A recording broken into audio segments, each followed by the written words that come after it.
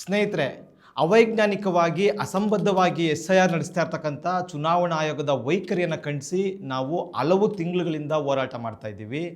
ಜನರಿಗೆ ತರಬೇತಿ ನೀಡ್ತಕ್ಕಂಥದ್ದು, BLAಗಳಿಗೆ ತರಬೇತಿ ನೀಡ್ತಾ ಇರ್ತಕ್ಕಂಥ ನಾವು ಕಳೆದ ಒಂದು ವಾರದಿಂದ ಸ್ಪೆಸಿಫಿಕ್ ಸಮಸ್ಯೆಗಳೇನು ಅಂತಕ್ಕಂಥ ಒಂದು ಪಟ್ಟಿಯನ್ನು ಮಾಡಿ ಪ್ರತಿದಿನ ಚುನಾವಣಾ ಆಯೋಗಕ್ಕೆ ಹೋಗಿ ದೂರನ್ನು ಕೊಡ್ತಾ ಬಂದಿದ್ದೀವಿ. ಆದರೆ ಚುನಾವಣಾ ಆಯೋಗ ಒಂದೇ ಒಂದಕ್ಕೂ ಉತ್ತರ ಕೊಟ್ಟಿಲ್ಲ, ಯಾವುದನ್ನು ಕೂಡ ಸರಿ ಮಾಡಿರಲಿಲ್ಲ. ಇದರಿಂದ ಬೇಸೆತ್ತ ನಾವು ಅವರನ್ನು ಪ್ರಶ್ನೆ ಮಾಡಬೇಕು ಮತ್ತು ನಾವು ಕೇಳಿರ್ತಕ್ಕಂಥ ದೂರುಗಳಿಗೆ ಲಿಖಿತ ಉತ್ತರ ಕೊಡಬೇಕು, ನಮಗೆ ಮೌಖಿಕವಾಗಿ ಬೇಡ ಅಂತೇಳಿ ಜುಲೈ 18ರ ಶನಿವಾರ ದಿನ ಚುನಾವಣಾ ಆಯೋಗದ ಬಳಿಗೆ ನಾವು ಹೋದ್ವಿ, ನಮ್ಮ ನಿರ್ದಿಷ್ಟ ಪ್ರಶ್ನೆಗಳಿಗೆ ಉತ್ತರ ಕೊಡಿ ಅಂತ. ಆದರೆ ಚುನಾವಣಾ ಆಯೋಗ ನಮ್ಮನ್ನು ಒಳಕ್ಕೂ ಕೂಡ ಬಿಟ್ಕೊಳ್ಳಲಿಲ್ಲ. ಬದಲಿಗೆ ಒಂದು ದಿನ ಮುಂಚಿತವಾಗಿ DCP ಅವರಿಗೆ ದೂರು ಕೊಟ್ಟು, ಈ ರೀತಿ ಜಾಗೃತ ಕರ್ನಾಟಕದ ಕಾರ್ಯಕರ್ತರು ನಮ್ಮ ಆಫೀಸ್ ಮೇಲೆ ಬರ್ತಾ ಇದ್ದಾರೆ, ಅವ್ರನ್ನ ಯಾವ ಕಾರಣಕ್ಕೂ ಒಳಗೆ ಬಿಡಬೇಡಿ, ಅವ್ರನ್ನ ಬಂಧಿಸಿ ಅಂತ ಅವರು ಮನವಿ ಕೊಟ್ಟಿದ್ದರು. ಹಾಗಾಗಿ ಪೊಲೀಸರು ಶನಿವಾರ ದಿನ ನಮಗೆ ಮಾತಾಡಲಿಕ್ಕೂ ಅವಕಾಶ ಮಾಡ್ದೇ ನಮ್ಮನ್ನು ವಶಕ್ಕೆ ಪಡೆದು 3 ಗಂಟೆಗಳ ಕಾಲ ಇಟ್ಕೊಂಡು ಆ ನಂತರ ಬಿಡುಗಡೆ ಮಾಡಿದ್ರು. ನಾವು ಏನು ಕೇಳಿದ್ವಿ, 12 ದೂರುಗಳನ್ನು ಅಲ್ಲಿ ನಾವು ಮುಂದೆ ಇಟ್ಟಿದ್ವಿ. ಅದರಲ್ಲಿ ಮೊದಲನೇದೇನಪ್ಪ ಅಂದರೆ, ಎನ್ಯುಮರೇಷನ್ ಫಾರಮ್ ತುಂಬಬೇಕಾದ್ರೆ ನಾವು 2002ರ ಮತಪಟ್ಟಿಯ ವಿವರಗಳು ಬೇಕು. ಆದರೆ ಯಲಹಂಕ, ವರ್ತೂರು ರೀತಿಯ ಹಲವಾರು ವಿಧಾನಸಭಾ ಕ್ಷೇತ್ರಗಳದ್ದು 2002 ಹಲವು ಬೂತ್ಗಳೇ ನಿಮ್ಮ ವೆಬ್ಸೈಟಲ್ಲಿ ಕಾಣ್ತಾ ಇಲ್ಲ. ಅದನ್ನು BLO ಆ್ಯಪಲ್ಲೂ ಕೂಡ ಅವು ಮಿಸ್ ಆಗ್ತಾ ಇವೆ, ಶೋ ಆಗ್ತಾ ಇಲ್ಲ ಅಂತ ನಾವು ಜುಲೈ 16ನೇ ತಾರೀಕಿಗೆ ದೂರು ನೀಡಿದ್ವಿ. ಜುಲೈ 18ನೇ ತಾರೀಕು ಇದ್ರ ವಿರುದ್ಧ ಪ್ರತಿಭಟನೆ ಮಾಡಿ ನಾವು ಮಾತಾಡಿದ್ವಿ. ಆ ಒಂದು ಪ್ರತಿಭಟನೆಯ ವಿಡಿಯೋ ಮತ್ತು ದೂರನ್ನು ನೀವೀಗ ನೋಡಿ. 2002ನೇ ಇಸ್ವಿಯ ಹಲವಾರು ಬೂತ್ಗಳ ಮಾಹಿತಿಗಳು ECI ನೆಟ್ಟಲ್ಲೂ ಸಿಗ್ತಾ ಇಲ್ಲ, voters.go.allೂ ಸಿಗ್ತಾ ಇಲ್ಲ, CEO ಕರ್ನಾಟಕದಲ್ಲೂ ಸಿಗ್ತಾ ಇಲ್ಲ. ವರ್ತೂರು ವಿಧಾನಸಭಾ ಕ್ಷೇತ್ರದ್ದು, ಯಲಹಂಕ ವಿಧಾನಸಭಾ ಕ್ಷೇತ್ರದ್ದು ಯಾವ ಮಾಹಿತಿಗಳು ಸಿಗ್ತಾ ಇಲ್ಲ. ಅವರೆಲ್ಲರೂ ಎನ್ಯುಮರೇಷನ್ ಫಾರ್ಮ್ನ ಹೆಂಗೆ ತುಂಬಬೇಕು? ನಮ್ಮಂತೆ ಹಲವಾರು ಜನರು ಸಹ ಈ ದೂರುಗಳನ್ನ ನೀಡಿದ್ರು, ಮಾಧ್ಯಮಗಳಲ್ಲಿಯೂ ಕೂಡ ವರದಿಯಾಗಿತ್ತು. ಇಂತಹ ಗಂಭೀರ ಲೋಪ ಆಗಿದ್ರೂ ಕೂಡ ಏನು SIR ಆರಂಭ ಆಗಿ 20 ದಿನಗಳ ಕಾಲ ಏನೂ ಆಗಿಲ್ಲ ಅಂತ ದಾಷ್ಟ್ಯದಿಂದ ಮೆರಿತಾ ಇದ್ದಂಥ ಚುನಾವಣಾ ಆಯೋಗ ಕೊನೆಗೂ ತಪ್ಪೊಪ್ಪಿಕೊಂಡಿದೆ.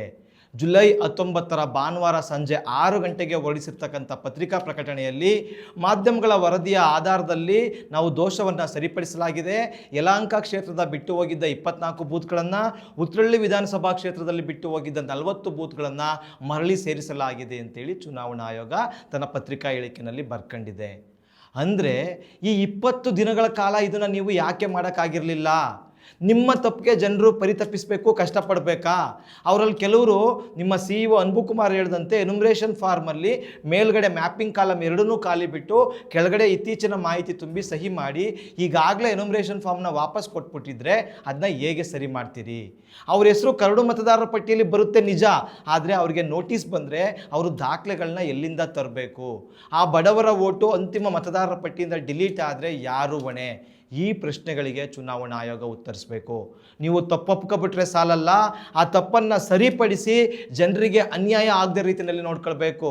ನಾವು ಸದ್ಯ ಸರ್ವಜ್ಞ ನಗರ ವಿಧಾನಸಭಾ ಕ್ಷೇತ್ರದ ವ್ಯಾಪ್ತಿಗೆ ಬರ್ತಕ್ಕಂಥ ಕಾಂಗ್ರೆಸ್ ಪಕ್ಷದ BLOಗಳಿಗೆ ಫೋನ್ ಮಾಡಿ ಕೇಳಿದ್ವಿ, 2002 ಯಲಹಂಕ ಕ್ಷೇತ್ರದ ಹಲವು ಬೂತ್ ಇರಲಿಲ್ವಲ್ಲ, ನೆನ್ನೆ ಅಪ್ಲೋಡ್ ಮಾಡಿದಾರಂತೆ ನೋಡಿ ಅಂತ.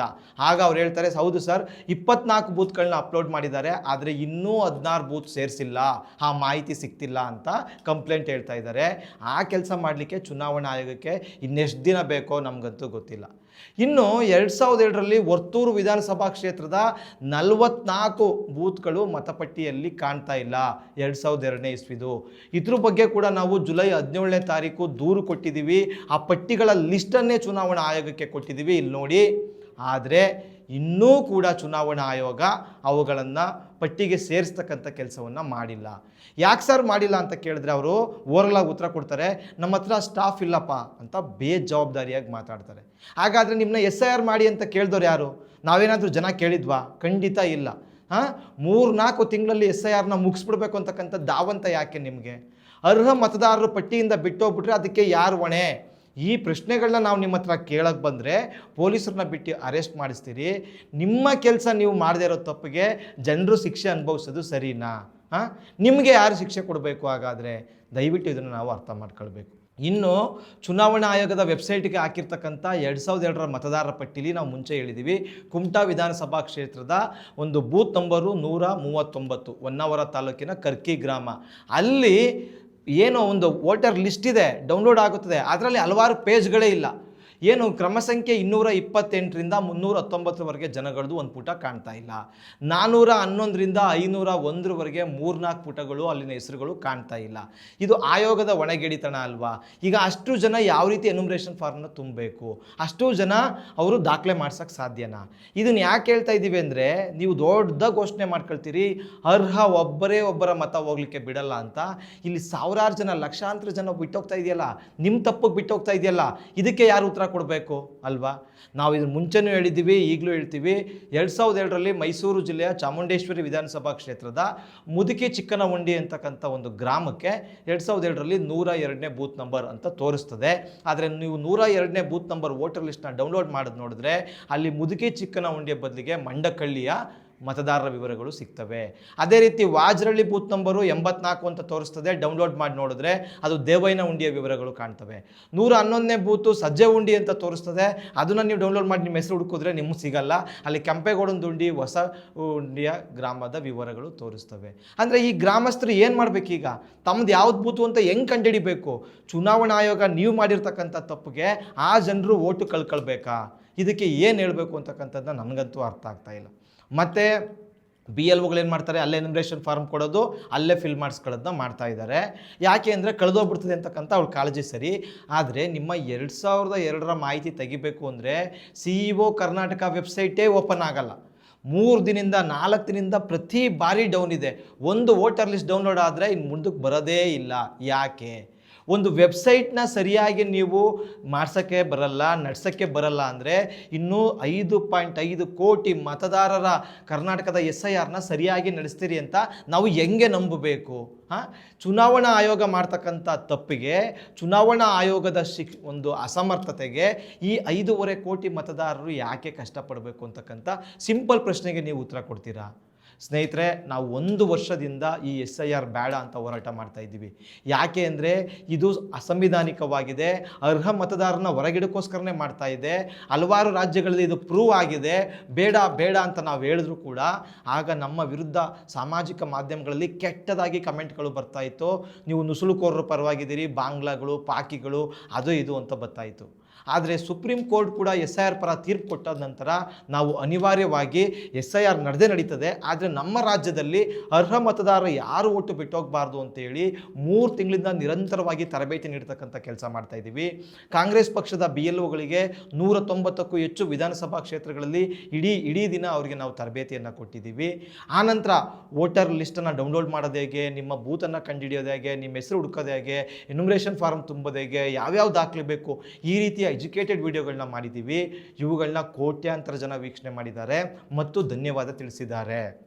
ಅಂದರೆ ಚುನಾವಣಾ ಆಯೋಗದ ತಪ್ಪುಗಳನ್ನು, ಹುನ್ನಾರಗಳನ್ನು, ಉಳುಕುಗಳನ್ನ ಹೊರೆ ತೆಗೆದಾಗ ಬಾಧಿತರು ನಮಗೆ ಕಮೆಂಟ್ ಮಾಡ್ತಾ ಇದ್ದಾರೆ ಸಮಸ್ಯೆಗಳು. ಸರ್, ನನ್ನ ಹೆಸರು ಸಿಗ್ತಾ ಇಲ್ಲ, ನಮ್ಮ ಮನೆ ಬದಲಾಗಿದೆ, ಎನ್ಯುಮರೇಷನ್ ಫಾರ್ಮ್ ಕೊಡ್ತಾ ಇಲ್ಲ, ಹೆಸರು 2025ರಲ್ಲಿ ಒಂಥರ ಇದೆ, 2002ರಲ್ಲಿ ಒಂಥರ ಇದೆ, ಏನು ಮಾಡಬೇಕು, ಈ ಥರ ತಮ್ಮ ಸಮಸ್ಯೆಗಳನ್ನ ಹೇಳ್ಕೊಳ್ತಾ ಇದ್ದಾರೆ.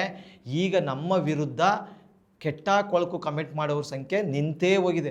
95%ಕ್ಕೂ ಹೆಚ್ಚು ಅವ್ರು ನಿಂತೋಗ್ಬಿಟ್ಟಿದ್ದಾರೆ. ಜನ, ಸರ್ ನೀವು ಒಳ್ಳೆ ಕೆಲಸ ಮಾಡ್ತಾ ಇದ್ದೀರಿ, ನಾವು ನಮ್ಮ ಜೊತೆಗಿದ್ದೀವಿ, ನಮಗೆ ಸಹಾಯ ಮಾಡಿ ಅಂತ ಕೇಳ್ತಾ ಇದ್ದಾರೆ. ಇದರ ಅರ್ಥ ಏನಪ್ಪ ಅಂತಂದರೆ ನಾವು ಸರಿಯಾದ ದಾರಿಯಲ್ಲಿ ನಡೀತಾ ಇದ್ದೀವಿ, ನಾವು ಸರಿಯಾದ ಹೋರಾಟವನ್ನು ಮಾಡ್ತಾ ಇದ್ದೀವಿ ಅಂತ. ಆದರೂ ಸ್ನೇಹಿತರೆ, ಈಗಲೂ ಕೂಡ ನಿನ್ನೆ ಭಾನುವಾರ ಸಂಜೆ 6 ಗಂಟೆಗೆ ರಿಲೀಸ್ ಮಾಡಿರ್ತಕ್ಕಂಥ ಪ್ರೆಸ್ ರಿಲೀಸಲ್ಲಿ ಚುನಾವಣಾ ಆಯೋಗ ಹೇಳ್ತದೆ 30 ಲಕ್ಷ ಮತದಾರರು ನಮಗೆ ಸಿಗ್ತಾ ಇಲ್ಲ. ಅವರು ASDDO ಆಬ್ಸೆಂಟ್ ಆಗಿದ್ದಾರೆ, ಶಿಫ್ಟ್ ಆಗಿದ್ದಾರೆ, ಡೆತ್ ಆಗಿದ್ದಾರೆ, ಡೂಪ್ಲಿಕೇಟ್ ಆಗಿದ್ದಾರೆ ಅಂತ ಪಟ್ಟಿ ಮಾಡಿದೆ. ಅಂದರೆ ಇವರ 30 ಲಕ್ಷ ಜನರ ಹೆಸರು ಕರಡು ಮತದಾರರ ಪಟ್ಟಿಲಿ ಬರಲ್ಲ. ಇನ್ನೂ SIR 15-20 ದಿನ ಇದೆ, ಮತ್ತು 30 ಲಕ್ಷ ಜನರನ್ನ ಖಂಡಿತ ಇವರು ತೆಗಿತಾರೆ. ಅದರಲ್ಲಿ ಸತ್ತವರು 7 ಲಕ್ಷ ಜನ ಇದ್ದಾರಂತೆ, ಮತ್ತು ಡೂಪ್ಲಿಕೇಟು 2 ಲಕ್ಷ ಓಟ್ ಇದೆಯಂತೆ. ಖಂಡಿತ ಸತ್ತವರು ಮತ್ತು ಡೂಪ್ಲಿಕೇಟ್ ಓಟು ಇರಬಾರ್ದು. ಈ 9 ಲಕ್ಷನ ಡಿಲೀಟ್ ಮಾಡಿ. ಆದರೆ 18 ಲಕ್ಷ ಜನ ಶಿಫ್ಟಿಂಗ್, ಮನೆ ಬದಲಿಸಿದ್ದಾರೆ ಅಂತ ಬರ್ಕೊಂಡಿದ್ದೀರಿ. 4 ಲಕ್ಷ ಜನ ಆಬ್ಸೆಂಟ್, ಅವರು ಅನ್ಟ್ರೇಸಬಲ್ ಅಂತ ಬರ್ಕೊಂಡಿದ್ದೀರಿ. ಈ 22 ಲಕ್ಷ ಜನರು ಇದ್ದಾರೆ, ಆದರೆ ಅವರ ಒಂದು ವಿಳಾಸದಲ್ಲಿ ಇಲ್ಲ. ಅದಕ್ಕೋಸ್ಕರ ಅವ್ರನ್ನ ಮತದಾರರ ಪಟ್ಟಿಯಿಂದ ಡಿಲೀಟ್ ಮಾಡ್ತಕ್ಕಂಥದ್ದು ಯಾವ ನ್ಯಾಯ? ಅಲ್ವಾ? ಅವ್ರಿಗೆ ಯಾಕೆ ಎನ್ಯುಮರೇಷನ್ ಫಾರ್ಮ್ನ ಕೊಡ್ತಾ ಇಲ್ಲ? ನಮ್ಮದೇ ಉದಾಹರಣೆಗಳನ್ನ ಹೇಳ್ತೀವಿ. ನಮ್ಮ ಇಬ್ಬರು ಸ್ನೇಹಿತರು ಮನೇನ ಒಂದು 2-3 ತಿಂಗಳಲ್ಲಿ ಬದಲಾಯಿಸಿದ್ದಾರೆ. ಅವರು ಹಳೆ ಮನೆ ಹತ್ರ ಹೋಗಿ ಎನ್ಯುಮರೇಷನ್ ಫಾರ್ಮ್ ಕೇಳಿದ್ರೆ BLOಗಳು ಕೊಡ್ತಾ ಇಲ್ಲ, ನಮಗೆ ಕೊಡಬೇಡಿ ಅಂತ ಹೇಳಿದ್ದಾರೆ ಅಂತೆ. ನಾವು ಕೊನೆಗೆ ಅವ್ರ ಮೇಲಿನ ಸೂಪರ್ವೈಸರ್ಗೆ ಒಂದು AROಗೆ ಫೋನ್ ಮಾಡಿ ಕೇಳಿದ್ಮೇಲೆ ಅವ್ರಿಗೆ ಕೊಟ್ಟಿದ್ದಾರೆ. ನಮಗೆ ಪತ್ರಕರ್ತರಾಗಿ ಇಷ್ಟೆಲ್ಲ ತಿಳ್ಕೊಂಡಿರ್ತಕ್ಕಂಥ ನಮಗೆ ಈ ಸಮಸ್ಯೆ ಆದರೆ ಸಾಮಾನ್ಯ ಜನರಿಗೆ ಇನ್ನೆಷ್ಟು ಸಮಸ್ಯೆ ಆಗಿರಬೇಡ. ಈ 22 ಲಕ್ಷ ಜನರು ಖಂಡಿತ ಬದುಕಿದ್ದಾರೆ.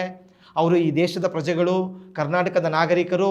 ಆದರೂ ಕೂಡ ಅವ್ರಿಗೆ ನೀವೇನು ಹೇಳ್ತೀರಿ, ಆಗಸ್ಟ್ 17 ನಂತರ ಏನು ಕರಡು ಮತದಾರರ ಪಟ್ಟಿ ಬರ್ತದೆ, ಆಗ ನಿಮ್ಮ ಹೆಸರಿರಲ್ಲ, ನೀವು ವಾಪಸ್ಸು ಫಾರ್ಮ್ 6 ಹಾಕಿ ಡಾಕ್ಯುಮೆಂಟ್ಸ್ ಕೊಡಿ, ಡಿಕ್ಲರೇಷನ್ ಫಾರ್ಮ್ನ ಕೊಡಿ ಅಂತ ಕೇಳ್ತಿರಲ್ಲ.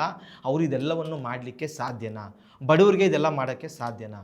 ಒಟ್ಟಾರೆಯಾಗಿ ಸ್ನೇಹಿತರೆ, ಈ SIR ಅರ್ಹ ಮತದಾರರನ್ನು ಪಟ್ಟಿಯಿಂದ ತೆಗಿಲಿಕ್ಕೋಸ್ಕರನೇ BJPಯ ಹುನ್ನಾರದೊಂದಿಗೆ ಚುನಾವಣಾ ಆಯೋಗ ಮಾಡ್ತಾ ಇದೆ.